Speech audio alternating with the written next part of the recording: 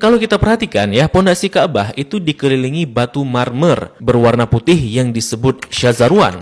Fungsinya untuk menahan pondasi Ka'bah agar tidak rubuh atau terkikis karena dahulu daerah area Ka'bah berpasir dan terkadang berbanjir. Maka dikhawatirkan hal itu akan merobohkan Ka'bah. Oleh karenanya dibuatkanlah syazarwan ini untuk menopang pondasinya oleh orang-orang Arab dahulu. Untuk era sekarang, syazarwan ini juga berfungsi untuk menghindari adanya jamaah yang terjepit di dinding Ka'bah ketika haji. Nah, di dekat pintu Ka'bah, masih di area syazarwan, kita akan melihat sebuah tanda berupa 8 buah batu mewah. Ini disebut dengan area Mi'jan, merupakan lokasi di mana Nabi Ibrahim dan Nabi Ismail mengadon tanah liat untuk membangun Ka'bah. Begitu pula, ini merupakan lokasi favorit Rasulullah SAW serta tempat di mana Jibril mengajarkan salat kepada Nabi Muhammad SAW.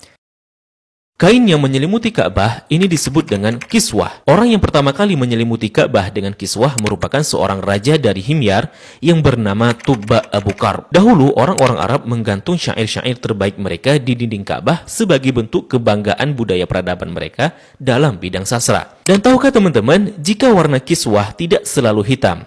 Pada awalnya berwarna putih bergaris merah dari Yaman. Kemudian menjadi putih, menjadi merah, kuning, hijau, dan yang terakhir hitam hingga sekarang. Tulisan kaligrafinya ditulis dengan benang emas bertuliskan ayat-ayat Al-Quran. Kiswah juga memiliki kain dalaman berwarna putih yang disebut bithana kiswah untuk meresap panas dari dinding Ka'bah. Biasanya kain kiswah diganti pada tanggal 9 Dzulhijjah dan bekasnya dipotong-potong untuk dihadiahkan kepada orang-orang tertentu. Nah, dari pintu Ka'bah, di sebelah kiri pojok Ka'bah tersimpan Hajar Aswad di dalam sebuah cangkang berwarna perak. Pintu Ka'bah sendiri berjarak 2 meter dari lantai. Pada awalnya teman-teman, pintunya sejajar dengan lantai. Namun karena terjadi perampokan isi Ka'bah, kemudian orang-orang Quraisy berinisiatif untuk meninggikannya. Nah, dalam perjalanan sejarahnya, pintu Ka'bah telah berubah-ubah baik bentuk, sendi maupun bahan bakunya. Pintu yang ada sekarang merupakan hadiah dari Raja Khalid bin Abdul Aziz, Raja Saudi, dan dilapisi emas murni 99 karat seberat 280 kg dengan total biaya 46 miliar. Dan itu dana dari tabungan Raja Khalid sendiri. Nah, pintu ini memiliki kunci dengan desain klasik dan secara turun-temurun sejak dahulu kala dipegang oleh keluarga keturunan Qusay bin Kilab bin Murrah. Dan pintu ini hanya dibuka 2 kali selama setahun, yakni pada awal bulan Sya'ban dan awal bulan Zulhijjah untuk dibersihkan. Dan untuk memasukinya diperlukan tangga portable. Dalam Ka'bah sendiri tidak memiliki lampu, sehingga ketika memasuki Ka'bah maka akan diterangi dengan penerangan dari luar. Nah, ketika kita memasuki ke dalam Ka'bah, maka kita akan melihat jika lantai dan dinding dalam Ka'bah dihiasi dengan batu marmer yang dominan putih. Marmer hijau menghiasi lantai dengan bentuk persegi yang dihiasi oleh marmer coklat di sampingnya. Kalau kita salat di dalam Ka'bah, maka garis ini bisa jadi batas safnya. Kalau diperhatikan, maka di sudut terdapat potongan marmer hijau. Ini sebagai tanda bahwa Rasulullah SAW melakukan salat di tempat ini saat memasuki Ka'bah. Begitu juga di bagian pojok dan dindingnya dihiasi 1, 2, 3 marmer hijau. Di bagian atas juga terlihat ada beberapa buah saluran udara yang didesain sedemikian rupa. Jika kita mengadah ke langit, maka kita akan melihat jika langit-langit Ka'bah dihiasi dengan kiswah berwarna hijau. Jika diperhatikan, maka terdapat tulisan Ya Manan yang artinya Maha Pemberi. Kemudian di bawahnya sebelah kanan bertuliskan Ya Dzal Jalali yang artinya yang memiliki keagungan. Lalu di sampingnya bertuliskan Wal Ikrami yang artinya yang memiliki kemuliaan.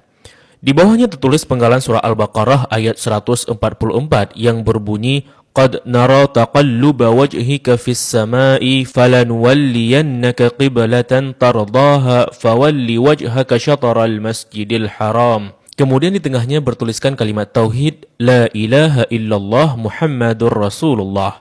Dilanjutkan di bawahnya bertuliskan surah Ali Imran ayat 96 dengan bunyi Inna awwala baitin wudi'a lin-nasi lalladzi bi Bakkah mubarakan wa hudan lil alamin. Kalimat ini tertulis berulang-ulang hingga memenuhi dinding atas dan langit-langit Ka'bah. Di bagian atas terlihat jika langit-langit Ka'bah ada 3 penyangga yang kemudian ditopang oleh 3 tiang dari kayu dengan diameter 44 cm dengan jarak antara tiang 2 meter sekian. Tiang ini dihiasi dengan 6 hiasan cincin terbuat dari emas. Bagian bawah pondasi tiang berbentuk kotak yang besarnya dapat diduduki oleh orang dewasa. Orang yang pertama kali memasang tiang di dalam Ka'bah adalah Abdullah bin Zubair saat pertama kali memugar Ka'bah selepas wafatnya Rasulullah Sallallahu Alaihi Wasallam. Di bagian atas tergantung harta karun berupa kendi-kendi atau lentera kuno yang terbuat dari emas dan perak, merupakan hadiah dari pemimpin-pemimpin negeri Muslim pada masa lalu. Kalau ditanya, kenapa kendi-kendi ini masih digantung? Ini merupakan tradisi yang sudah ada sejak masa silam. Nah, di bawahnya, tepatnya di antara tiang, terlihat sebuah meja heksagonal berwarna putih dengan atasannya dihiasi marmer hijau. Memiliki kabinet penyimpanan dengan 2 pintu dan 4 engsel. Memiliki 2 pegangan.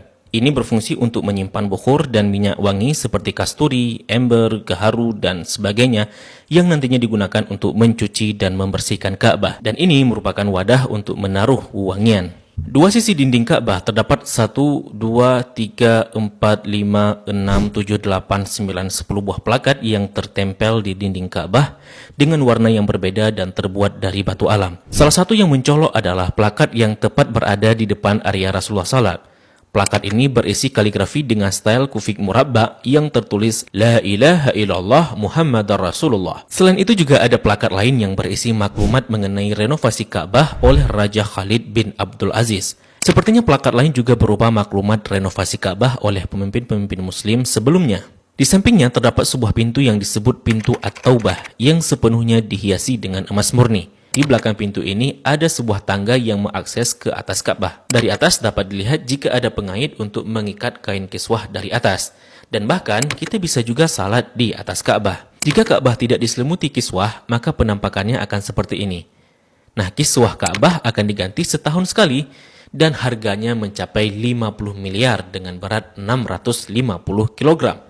Kiswah juga berfungsi untuk menghindari dinding Ka'bah dari keretakan akibat panas matahari.